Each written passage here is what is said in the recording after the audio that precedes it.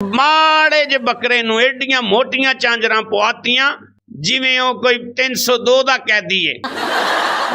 एडे चलाक लोग ने वेड़ा हलाल करके पूरे महल्ले च वंड देंदे ने ते मैनू हलाल करके फ्रीजर च स्टॉक कर लेंदे ने।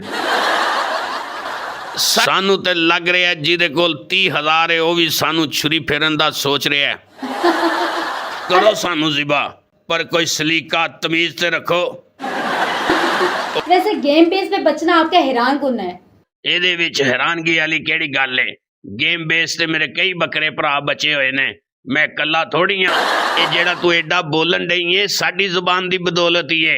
ਸਾਡੀ ਜ਼ੁਬਾਨ ਖਾ ਕੇ ਤੂੰ ਐਂਕਰ ਬਣ ਗਈ ਏ। ਅਸੀਂ ਬੱਕਰਿਆਂ ਨੇ ਕੁਰਬਾਨੀ ਦਿੱਤੀ ਤੇ ਜ਼ਾਕਰ ਹੁਸੈਨ ਤੇ ਬੱਲੂ ਖਾਨ ਵਰਗਿਆਂ ਦੇ ਨਾਂ ਹੋਏ। ਇਹ ਜਿਹੜੇ ਵੇਲਾਂ ਗਿਣ ਕੇ ਆਪਣੇ ਘਰ ਨੂੰ ਟੁਰ ਜਾਂਦੇ ਨੇ ਉਹਨਾਂ ਨੂੰ ਚਾਹੀਦਾ ਸਾਡੀਆਂ ਤਸਵੀਰਾਂ ਵੱਡੀਆਂ करके अपने घरां च लान। अस्सलाम वालेकुम। आज के शो हवालात में खुश आमदीद कहते हैं। उम्मीद है कि आप सब खैरियत से होंगे और अल्लाह पाक आपको हंसता मुस्कुराता रखे। आज का शो हमारा ऐसा शो है कि आपने इससे पहले कभी नहीं देखा होगा, क्योंकि आज हमारे शो के ऐसे गेस्ट हैं कि आप जिनको देखेंगे यकीन करें खुश हो जाएंगे, क्योंकि आज के जो हमारे गेस्ट हैं हर तरफ उनका शोर है। कहीं उनको नहलाया धुलाया जा रहा है और कहीं उनके नाज़ो नखरे उठाए जा रहे हैं। तो आज हमारे साथ मौजूद हैं आज के दिनों के हीरो जीरा टॉम क्रूज। अस्सलाम वालेकुम जीरा टॉम क्रूज साहब। अस्सलाम वालेकुम जीरा टॉम क्रूज साहब। आपने मुझे जवाब नहीं दिया। की जवाब दईए तेनू? लोकी छुरियां लैके साडे पिछे चढ़े ने ते तू साडियां सलामतियां मंगन डई है। सानू हर पासे मौत नजर आ रही है ते तेनू मजाक सुझे ने। सानू ते लग रहा है जिहदे कोल 30,000 है वह भी सानू छुरी फेरन दा सोच रहा है। अच्छा छोड़े इस बात को, अब मुझे ये बताएं कि ईद करीब आ रही है, आपको कैसा लग रहा है? तेरी तौन ते छुरी रख के तेनू को पूछे कैसा लग रहा है ते की जवाब देंगी? दस। आप तो काफी नाराज लग रहे हैं। साडी की जरूरत असी नाराज होइए? जनाब सीधी गल है, असी कुर्बान होने तो नहीं डरते, बस गुस्सा चढ़िया है। गुस्सा? किस बात का गुस्सा? गुस्सा इस गल दा है कि ईद वाले दिन सानू वो लोग छुरी फेरन आ जाते ने जिन्हां नूं तकबीर दा भी नहीं पता हुंदा। ओ ना मुराद खबरे किसे कोलों छुरी ते तकबीर पढ़ा के आंदे ने, आके साडे ते सीधियां पुठियां छुरियां चला देंदे ने। करो सानू जिबा पर कोई सलीका तमीज ते रखो। वो लोग अपने आप नूं भी गुनाहगार करदे ने ते सानू भी तकलीफ पहुंचाते ने। आपकी बात गौर तलब है, लोगों को भी चाहिए कि जिबा करने वाले से तकबीर सुन लिया करें। 1200 का कसाई लभ लेंदे हो, लोहे लैलन तो जुतियां तो। ओ वेखो एडे जाहल हुंदे ने, साडे सामने छुरियां तेज कर रहे हुंदे ने। हाँ ये तो ज्यादती है ना। ओ मैनू ते इन्हां लोकां ते हैरानगी है ਜਿਹੜੇ 1.5 ਲੱਖ ਦਾ ਬੱਕਰਾ ले आंदे ने ते कसाई नूं देण वास्ते पैसे नहीं हुंदे। ਉਹ ਹੀ ਤਰਖਾਨ ਜਿਹੜਾ ਹੁੰਦਾ ਉਹਨੂੰ ਕਸਾਈ ਬਣਾ ਕੇ ਲੈ ਆਂਦੇ ਨੇ। ਉਹ ਮੈਨੂੰ ਮੰਜੀ ਵਾਂਗੂ ਠੋਕ ਕੇ ਚਲ ਜਾਂਦਾ ਹੈ। वैसे एक बात मुझे बड़ी हैरान कर रही है। ਉਹ ਕਿਹੜੀ? क्या आप इतने बड़े होकर भी छुरी से बचे हुए हैं? ਮੈਂ ਗੇਮ ਬੇਸ ਤੇ ਬਚਿਆ ਵਾਂ। Game base? क्या मतलब? ਉਹ ਇੱਕ ਦਿਨ ਮੈਂ ਤੇ ਮੇਰਾ ਕਜ਼ਨ ਟੱਕਰਾਂ ਖੇਡ ਰਹੇ ਸਨ। ਉਹਨੇ ਮੈਨੂੰ ਟੱਕਰ ਮਾਰੀ ਤੇ ਮੇਰਾ ਸਿੰਘ ਭੁਰ ਗਿਆ। फिर की होया? ਉਸ ਤੋਂ ਬਾਅਦ ਮੈਨੂੰ ਕਿਸੇ ਕੁਰਬਾਨੀ ਲਈ ਲਿਆ ਹੀ ਨਹੀਂ। ਸਾਰੇ ਲੋਕੀ ਕਹਿਣ ਲੱਗੇ ਬੱਕਰਾ ਦਾਗੀ ਏ। ਜਦੋਂ ਮੈਂ ਇਸ ਦਾਗ ਦੀ ਵਜ੍ਹਾ ਤੋਂ ਛੁਰੀ ਤੋਂ ਬਚ ਗਿਆ ਤੇ ਮੈਨੂੰ ਅਹਿਸਾਸ ਹੋਇਆ ਕਿ ਉਹ ਕੁੜੀ ਸਹੀ ਕਹਿੰਦੀ ਏ, दाग तो अच्छे होते हैं। वाह वाह वाह, बढ़िया गल्ला। और आपके कजन का क्या बना? ओदा की बनना जी, ओ खुश फिर रहा सी, फिर ईद आ गई ते ओ रो रहा सी ते मैं सिद्धू वांगू बगैर वजह तो हसी जा रहा सा। वैसे गेम बेस पे बचना आपका हैरान कुन है? ਇਹਦੇ ਵਿੱਚ ਹੈਰਾਨਗੀ ਵਾਲੀ ਕਿਹੜੀ ਗੱਲ ਏ। गेम बेस ते मेरे कई बकरे भरा बचे हुए ने, मैं कल्ला थोड़ी हाँ। ओह क्या मतलब? मतलब है जेड़ा मदारी कोल बकरा हुंदा है ਜਿਹੜਾ ਪਾਵੇ ਤੇ ਖਲੋਂਦਾ ਹੈ, ਬਾਂਦਰ ਨੂੰ ਆਪਣੇ ਉੱਤੇ ਸਵਾਰ ਕਰਾਂਦਾ ਹੈ, ਬੱਚਿਆਂ ਨੂੰ ਗੇਮ ਦਿਖਾਉਂਦਾ ਹੈ, ਉਸੇ ਗੇਮ ਦੇ ਸਿਰ ਤੇ ਛੁਰੀ ਕੋਲੋਂ ਬਚਿਆ ਹੈ।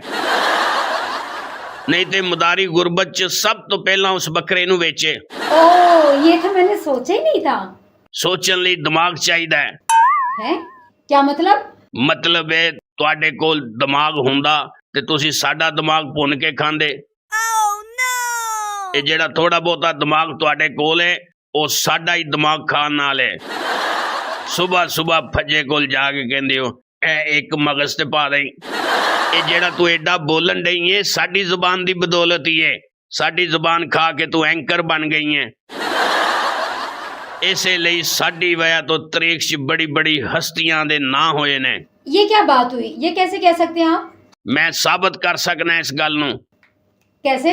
ਦੇਖੋ ਜੀ, ਸਾਡੇ ਬਜ਼ੁਰਗ ਬੱਕਰੇ ਕੁਰਬਾਨੀ ਨਾ ਦਿੰਦੇ ਤੇ ਉਹਨਾਂ ਦੀ ਖਲ ਨਾਲ ਤਬਲਾ ਯਾਦ ਨਾ ਹੁੰਦਾ ਤੇ ਤਰੀਕ 'ਚ ਤੁਹਾਨੂੰ ਬੇਜੂ ਬਾਬਰਾ ਤੇ ਤਾਨਸੈਨ ਦੇ ਨਾਂ ਨਾ ਮਿਲਦੇ। ਅਸੀਂ ਬੱਕਰਿਆਂ ਨੇ ਕੁਰਬਾਨੀ ਦਿੱਤੀ ਤੇ ਜ਼ਾਕਰ ਹੁਸੈਨ ਤੇ ਬੱਲੂ ਖਾਨ ਵਰਗਿਆਂ ਦੇ ਨਾਂ ਹੋਏ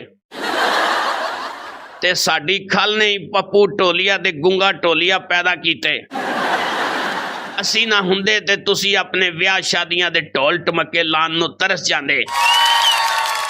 ਇਹ ਜਿਹੜਾ ਵੇਲਾਂ ਗਿਣ ਕੇ ਘਰ ਚਲੇ ਜਾਂਦੇ ਨੇ, कौन? ਆਈ ਮੀਨ ਚੁਕਨਾਈਜ਼ਰ। गग्गी फ्रॉम पता होगी? ਜੀ ਜੀ ਜੀ, ਇਹ ਜਿਹੜੇ ਵੇਲਾਂ ਗਿਣ ਕੇ ਆਪਣੇ ਘਰ ਨੂੰ ਟੁਰ ਜਾਂਦੇ ਨੇ ਉਹਨਾਂ ਨੂੰ ਚਾਹੀਦਾ ਸਾਡੀਆਂ ਤਸਵੀਰਾਂ ਵੱਡੀਆਂ ਕਰਕੇ ਆਪਣੇ ਘਰਾਂ ਚ ਲਾਣ। वाह वाह वाह, बात मुझे आपकी समझ आ गई। आप बिल्कुल ठीक कह रहे हैं। कोई ऐसा मैसेज जो आखिर में आप लोगों को देना चाहते हैं? ਪੈਗਾਮ ਕਾਦਾ ਜੀ, ਬਸ ਇੰਨੀ ਗੁਜ਼ਾਰਿਸ਼ ਹੈ ਤੁਹਾਡੇ ਅੱਗੇ ਤੇ ਲੋਕਾਂ ਅੱਗੇ, ਇਹ ਪਲੀਜ਼ ਈਦ ਦੇ ਦਿਨਾਂ 'ਚ ਸਾਡੀ ਸੰਗਲੀ ਆਪਣੇ ਬਾਲਾਂ ਨੂੰ ਫੜਾ ਕੇ ਉਹਨਾਂ ਨਾਲ ਬਾਹਰ ਨਾ ਘੱਲਿਆ ਕਰੋ। इससे आपको क्या मसला है? ਕੋਈ ਇੱਕ ਮਸਲਾ ਹੋਵੇ ਤੇ ਤੁਹਾਨੂੰ ਦੱਸੀਏ। ਇਹ ਬੱਚੇ ਸਾਨੂੰ ਬਾਹਰ ਲਿਜਾ ਕੇ ਉਹ ਚੀਜ਼ ਖਵਾਉਣ ਦੀ ਕੋਸ਼ਿਸ਼ ਕਰਦੇ ਨੇ ਜਿਹੜੀ ਅਸੀਂ ਤਰੀਕ 'ਚ ਖਾਧੀ ਨਹੀਂ ਹੁੰਦੀ। मसलन क्या क्या खिलाते हैं? ਇਹ ਮੇਰੇ ਇੱਕ ਕਜ਼ਨ ਨੂੰ ਬੱਚੇ ਬਾਹਰ ਲੈ ਗਏ ਤੇ ਉਹਨੂੰ ਲਾਲੀਪੌਪ ਖਵਾਉਣ ਦੀ ਕੋਸ਼ਿਸ਼ ਕਰ ਰਹੇ ਨੇ। ਮੇਰੇ ਇੱਕ ਕਜ਼ਨ ਨੂੰ ਤੇ ਇਹਨਾਂ ਜਲੇਬੀਆਂ ਖਵਾਉਣ ਦੀ ਕੋਸ਼ਿਸ਼ ਕੀਤੀ। ਇਹ ਮੇਰੀ ਮਾਸੀ ਦਾ ਮੁੰਡਾ, ਉਹਦੇ ਨਾਲ ਬੱਚਿਆਂ ਅਜੀਬ ਹਰਕਤ ਕੀਤੀ। वो क्या? ਉਹਨਾਂ ਬੱਚਿਆਂ ਨੇ ਉਹਨੂੰ ਚਿੱਟੇ ਰੰਗ ਦੇ ਬੈਂਟੇ ਇਹ ਕੱਚ ਦੀਆਂ ਗੋਲੀਆਂ ਖਵਾਉਣ ਦੀ ਕੋਸ਼ਿਸ਼ ਕੀਤੀ ਤੇ ਇੱਕ ਦੂਜੇ ਨੂੰ ਕਹਿਣ ਵੇਖੀ ਇਹਨਾਂ ਨੂੰ ਕਾਲੇ ਕਰਕੇ ਬਾਹਰ ਕੱਢੇਗਾ। हाँ, वैसे ये तो बड़ी ज्यादती है। ਦੱਸੋ ਮੈਂ ਬੱਕਰਾ ਕਿ ਰੰਗ ਕਰਨ ਵਾਲੀ ਮਸ਼ੀਨ?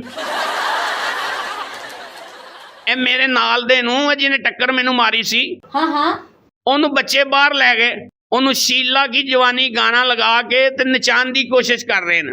अच्छा तुसी भी किसी गाने ते डांस किया? ਮੈਂ ਨੱਚਿਆ? ਮੈਂ ਬੱਕਰਾ ਵਾਂ ਜਾਂ ਮੈਂ ਕਤਰੀਨਾ ਕੈਫ ਦਾ ਪੁੱਤਰ ਹਾਂ? कतरीना कैफ का मुंडा? ਇਹ ਤੇ ਕੁਝ ਵੀ ਨਹੀਂ। ਸਾਡੇ ਨਾਲ ਤੇ ਸਭ ਤੋਂ ਵੱਡੀ ਜ਼ਿਆਦਤੀ ਮੰਡੀ ਲਿਆਣ ਲੱਗਿਆ ਹੁੰਦੀ ਹੈ। हाँ हाँ, ਸਾਨੂੰ 1.5 ਲੱਖ ਦਾ ਖਰੀਦ ਕੇ ਤੇ ਵਿੰਗਾ ਟੇੜਾ ਕਰਕੇ ਮੋਟਰਸਾਈਕਲ ਤੇ ਲਿਆਉਣ ਦੀ ਕੋਸ਼ਿਸ਼ ਕਰਦੇ ਨੇ। हाँ, वैसे ये तो बड़ी ज्यादती है। ਉਹ ਮਰੋ, ਜਿੱਥੇ ਇੰਨੇ ਪੈਸੇ ਖਰਚੇ ਨੇ ਉੱਥੇ ਸਾਡਾ ਆਖਰੀ ਸਫ਼ਰ ਤੇ ਕਿਸੇ ਚੱਜ ਦੀ ਟਰਾਂਸਪੋਰਟ ਤੇ ਕਰਾ ਦਿਓ। बिल्कुल सही कह रहे हो। ਉਹ ਏਡੇ ਚਲਾਕ ਲੋਕ ਨੇ, ਵਿਹੜਾ ਹਲਾਲ ਕਰਕੇ ਪੂਰੇ ਮਹੱਲੇ 'ਚ ਵੰਡ ਦਿੰਦੇ ਨੇ ਤੇ ਮੈਨੂੰ ਹਲਾਲ ਕਰਕੇ ਫਰੀਜ਼ਰ 'ਚ ਸਟਾਕ ਕਰ ਲੈਂਦੇ ਨੇ। ਸਾਡੀ ਬਰਾਦਰੀ ਦੇ ਇੱਕ ਮਾੜੇ ਜਿਹੇ ਬੱਕਰੇ ਨੂੰ ਏਡੀਆਂ ਮੋਟੀਆਂ ਚਾਂਜਰਾਂ ਪਵਾਤੀਆਂ ਜਿਵੇਂ ਉਹ ਕੋਈ 302 ਦਾ ਕੈਦੀ ਏ। वाह वाह। ਚੱਲ, ਬੜੀ ਮਿਹਰਬਾਨੀ ਤੇਰੀ। तो जी नाजरीन, ये थे हमारे बकरा साहब। उम्मीद है कि आपको इनकी गुफ्तगू पसंद आई होगी। तो हम आपको यही कहना चाहते हैं कि जब भी आप कुर्बानी का जानवर लाएं, चाहे बकरा लाएं या कोई भी जानवर लेकर आएं, तो उसको बच्चों का खिलौना मत बनाएं और बड़े जानवर मसलन बैल, ऊंट वगैरह से बच्चों को बहुत दूर रखें। कुर्बानी एक मुकद्दस फरीज़ा है, इसे तमाशा मत बनाएं। अल्लाह निगहबान।